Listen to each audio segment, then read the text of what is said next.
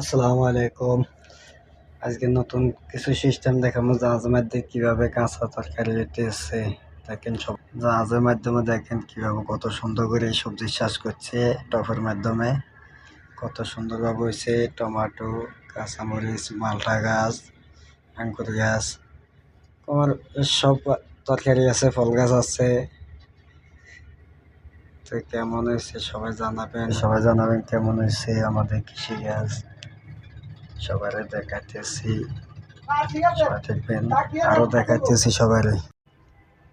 এত পরিমাণ টমাটো দিচ্ছে আমাদের জাহাজের মধ্যে, জমিনও মানুষের এত টমাটো ধরে না। কি পরিমাণ টমাটো দেখেন জাহাজের মধ্যে বেগুন গাছে বেগুন কিভাবে ধরছে। বেগুন টমাটো কি পরিমাণ ধরা ধরছে এটা কোনো হিসাব নাই। অনেক টমাটো ফাঁকিতে লাগতেছে, গাছের মধ্যে ফাঁকি রেখেছে। ফটকা মরিচ গাছ, মালটা গাছ, দেখেন টমাটো কি পরিমাণ ধরা ধরছে, কেউ খাইতে হয় না। এটা হলো যায় বটবটি গাছ,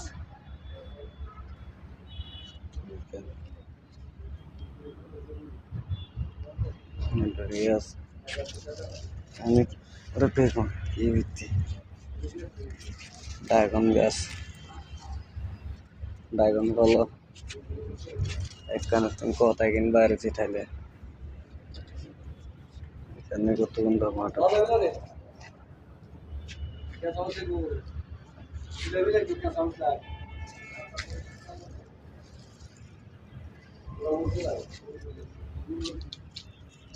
কি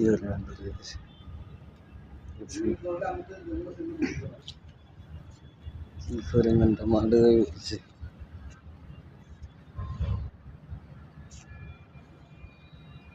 টমাটো অভাব নাই, বটবটির অভাব নাই। সবাই দেখেন রোবার মাসে এগুলো কিনুন লাগে না, জাহাজের মধ্যে করলে টবের মধ্যে চাষ করলে আর কিনার লাগে না রোজার মাসে। এটা যে ফটকা মরিচ নাই, এটার মধ্যে আছে অল্প কয়টা ফটকা মরিচ। খুব সুন্দরভাবে সবাই জানাবেন আমাদের ভিডিওটা কেমন হয়েছে, কৃষিকাজগুলো কিরম হয়েছে। যে টমেটো করছিলাম জাহাজে, কাঁড়া বাইন করছিলাম, বা এখানে মরিচ গাছটা আছে কিরম হয়েছে সবাই একটু জানাবেন। আমরা তো আর উপরে আমরা নদীর মধ্যে আছি, সাগরের মধ্যে চলাইরা করতেছি, আশ করে এগুলা করছি। এখানে বহুত কিছু গাছগুলো আছে, ফটকা মরিচ গাছ, কেউ বলে বোম্বা মরিচ, বটবটি গাছ, বেগুন বেগুন কিভাবে ধরছে জমিনের মধ্যে, এত পরিমাণ বেগুন ধরে না। এখানে বেগুন টমাটো যেভাবে ধরছে টবের মাধ্যমে। সবাই ভালো থাকবেন, সুস্থ থাকবেন, আল্লাহ হাফেজ, আসসালাম।